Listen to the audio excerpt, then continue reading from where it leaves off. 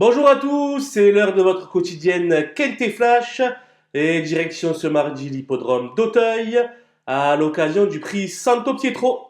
C'est un handicap réservé à la génération des 4 ans. Ils seront 16 sur les rangs et devront parcourir la distance de 3600 mètres. C'est un peu la bouteille à l'encre dans cette épreuve avec beaucoup de concurrents qui effectuent une rentrée, ce qui rend l'issue de la course assez incertaine. Toutefois, la ligne du 3 octobre est à prendre en considération. Et on voit ça tout de suite avec mon analyse.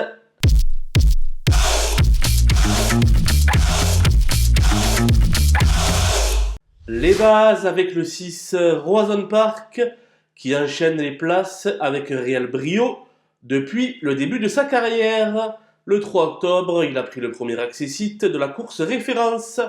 Présenté par l'habile Gabriel Linders, il pourrait perdre son statut de maiden ce mardi.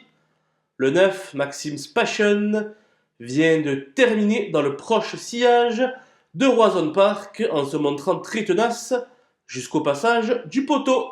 Régulier à souhait, il devrait de nouveau obtenir un bon classement. Le 11, If, reste difficile à situer de par son manque d'expérience, mais il vient de se balader à Toulouse le 12 septembre.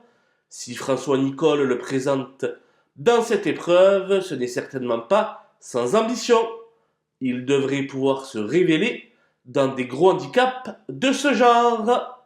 Les opposants avec le 4 Royal Miledias, qui compte de nombreuses places sur ce parcours et qui demeure en forme ascendante depuis la fin de l'été. Le terrain sera à son avantage et elle devrait donc donner sa pleine mesure. Le 14 Hill of Bamboo est déjà assez confirmé à ce niveau avec notamment 2 places sur ce parcours. Bien placé en bas de tableau, sa candidature demeure très attrayante. L'As Edwina avait remporté la course clé du 3 octobre, mais va subir une pénalisation au poids de 3,5 kg suite à ce succès. Cela complique naturellement sa mission, mais elle peut tout de même briguer une place. Le 3 Iyengar de Paille monte certes de catégorie, mais son récent succès obtenu avec une facilité ridicule démontre des capacités évidentes. J'oublie son échec du 12 septembre et je le crois capable de rivaliser avec de tels adversaires.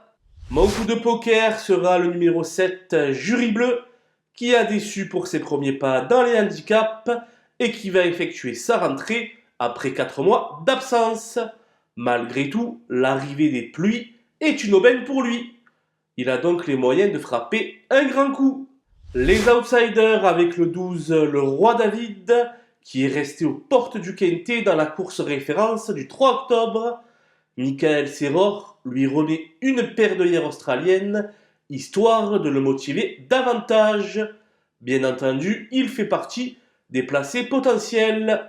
Le 15 Good Soleil n'avait pas démérité dans un Quintet Bellefontaine cet été, avec une 6ème place à la clé.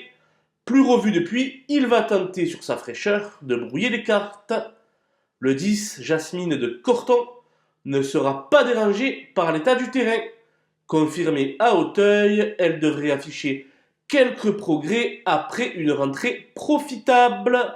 Le 16, Journée de rêve, fait preuve d'une belle constance, mais elle monte les étages ici et va découvrir le site de la butte Mortemart.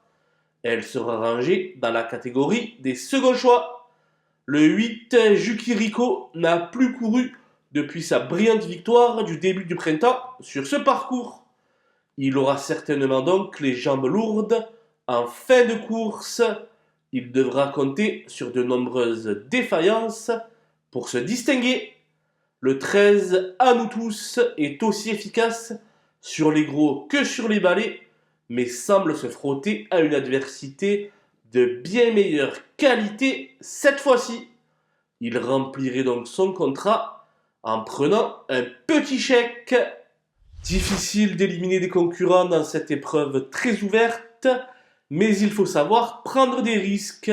J'ai donc glissé dans la colonne des délaissés le 5 French Exit qui n'a plus été revu en piste depuis le printemps et qui aura certainement besoin de plusieurs parcours pour atteindre son meilleur niveau.